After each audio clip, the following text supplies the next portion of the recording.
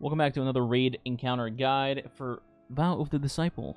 Newest raid in Destiny. We're going to be talking about the first encounter today, which is the Acquisition Encounter, also known as the Last Wish Symbol Simulator 2022. This encounter will be all about memorization and just ad slaying. For the most part, there is no boss in the arena. Therefore, you're not really going to need any specific kind of loadout or team comp. You can just rock whatever you want or you're comfortable with. Mostly, you're just going to need ad clear and then some unstoppable rounds because there will be an occasional unstoppable champion attacking you during this encounter. Other than that, you can run basically whatever you want and just kill ads. So before I get into the mechanics of the fight, I just wanted to bring up this image right here on the screen that you see. These are the official callouts that Bungie literally put in the game. So we're going to go based off of these. I know some people have different callouts for their symbols, and that's fine, but for the sake of the video, I'm going to go with the official callouts.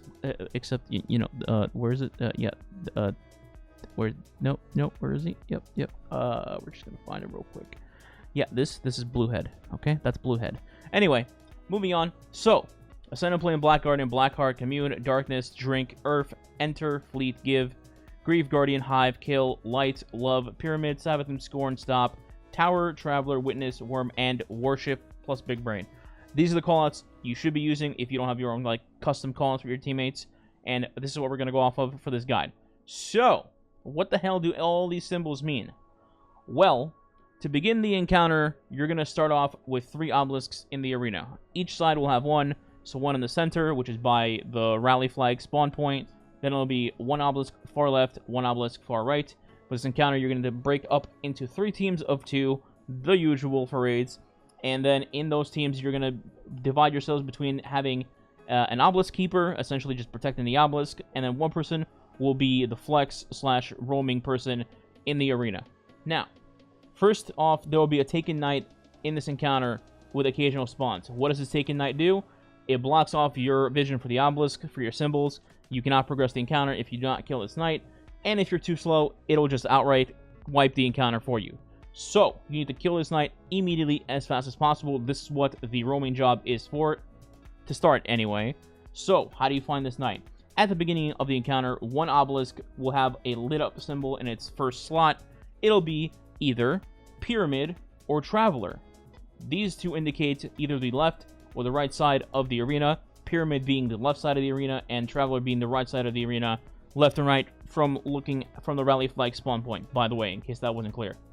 Now, these knights have 3 dedicated spawn points basically all around the arena, and depending which direction you get, it can be on any of a particular angle. So, for example, let's say you get Traveler, which will be the right side of the arena. That knight will be able to spawn point either at 6 o'clock, which will be basically at the rally flag point, just under it, inside the little building. There's a big wall it can hide behind, so you have to be very aware of this spawn point. It can also spawn with an unstoppable champion, with Scorn. So sometimes you'll think, oh, nothing's there, it's just Scorn. You might want to just end up checking there anyway. Anyway, moving on. So, it can spawn at 6, it can spawn by 12, it can spawn by 2 o'clock and 4 o'clock. You get the idea. Same thing for the left side. It can spawn at like 10 o'clock, 8 o'clock, or like I mentioned, the 6 o'clock, 12 o'clock angle. Like I said, split up into half the arena, 1 Traveler, 1 Darkness side, left and right, and then you just divide them into corners. Or you can just use, you know, compass directions and not listen to an idiotic clock analogy, but hopefully you guys get the idea. Now, once you've killed the knight, the first knight that spawns in the arena, after you have figured out the Traveler/Pyramid mechanic for the knights, you've killed the knight, and now a symbol will spawn on your obelisk for the middle slot.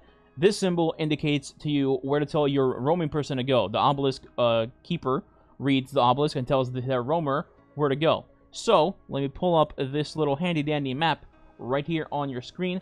By the way, this is credited to Irony King on Reddit. Hopefully I read your name right. I'm sorry if I didn't. This is their image. All credit goes to them. Absolutely. So, as you can see, acquisition, the teardrop or enter symbol is our spawn point where we would spawn with the rally flag.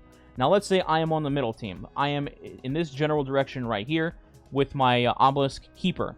Now, we figured out our knight was the Traveler knight side, and he happened to be in the spawn point for the rally, which is enter again. I went over there, and I was the roamer, and I killed him. Then my obelisk keeper let me know, hey, you happen to have gotten the enter symbol as our middle icon. So, what I would do is I would take the roaming responsibility. I would go into this doorway. The door would be open. If the door is not open, by the way, you need to shoot this crux right here that is in the center of the arena.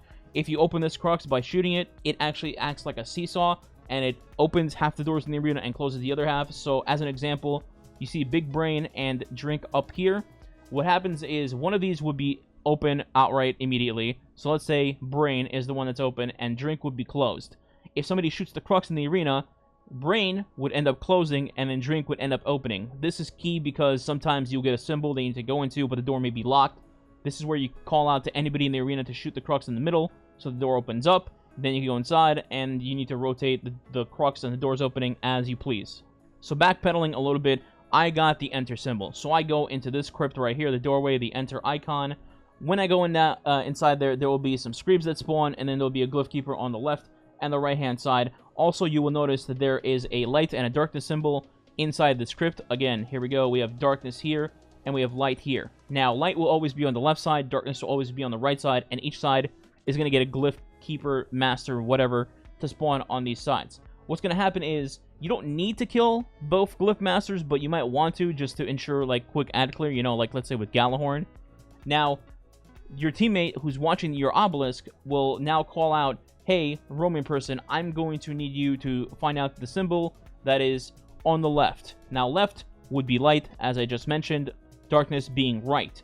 So their third symbol, let's say, says the light icon. This indicates telling your person, hey, I need the left symbol from the glyph master.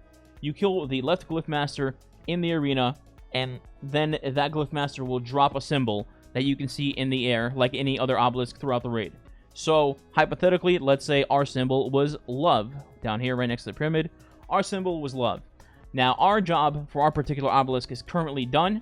While this is happening, the other two obelisks in the arena are getting the exact same rotation pattern. They get a knight, you kill the knight, you get a second symbol. Second symbol is a crypt that you must go to. They send their roaming person into that crypt, and then they get a third symbol telling them you need to kill the left or the right glyph master and tell me the symbol.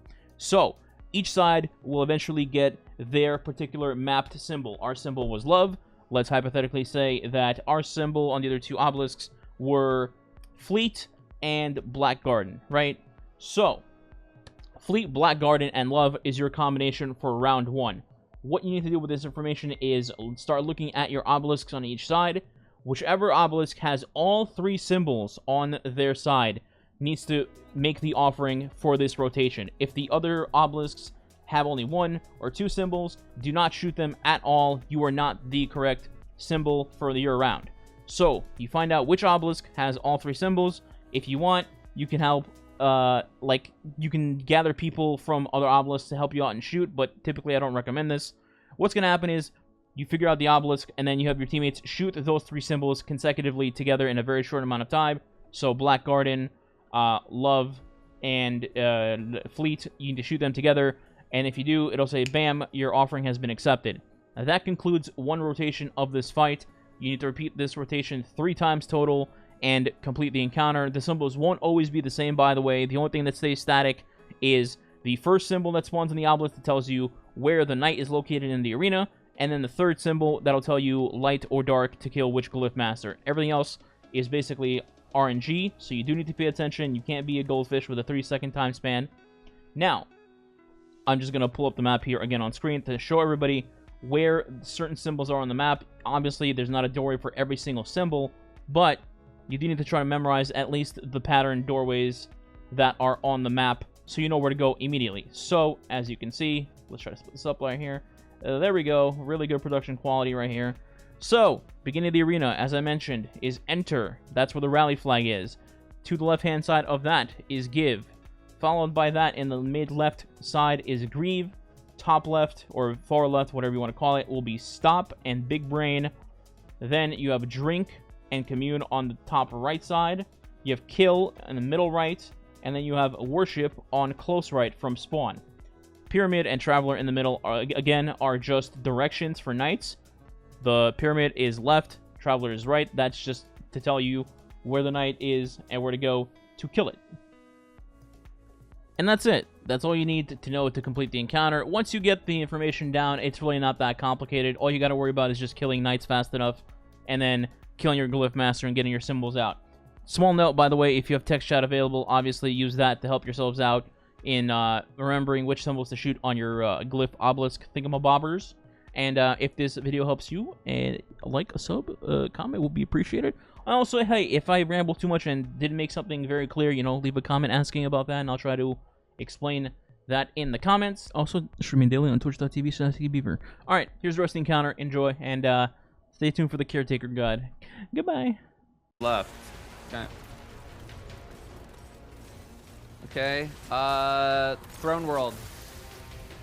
Guardian Heart Throne. Guardian Heart Throne. Alright, put that in chat. Guardian Heart and Throne. So it should be Rowan's, but let's look. Sneaky, go to the other side. Yeah, I'm coming. Yep. Yep. Guardian Heart okay, Throne. I'm coming out. I have Oh, My Heart. stasis, Not my there stasis yet, puppet, not there sorry. yet. Guardian down.